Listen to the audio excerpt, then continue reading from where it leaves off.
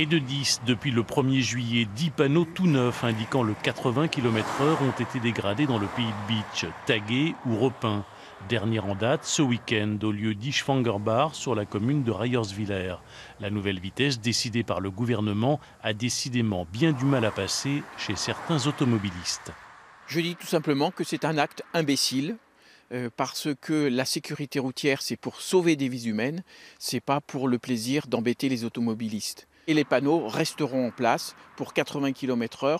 Je constate d'ailleurs personnellement que la quasi-totalité des automobilistes respectent cette limitation de vitesse. L'enquête de gendarmerie confiée à la brigade de Sarreguemines ne s'annonce pas facile et pourrait être longue, car évidemment il est difficile de prendre en flagrant délit le ou les auteurs de ces actes délictueux, surtout que la plupart du temps, les dégradations sont perpétrées la nuit. Il y a deux pistes qu'on explore. La première, c'est les constatations techniques, donc a posteriori sur les types de peinture utilisés. Il y a des analyses techniques qui peuvent être faites.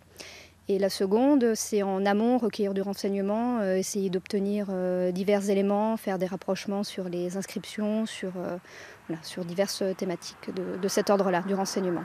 Si le pays de Bitche est le coin de Moselle où le nombre de panneaux dégradés est le plus important, d'autres secteurs du département ont également été la cible d'opposants à la nouvelle vitesse, comme par exemple sur la nationale 33 à la sortie de Carlin en direction de Creuswald.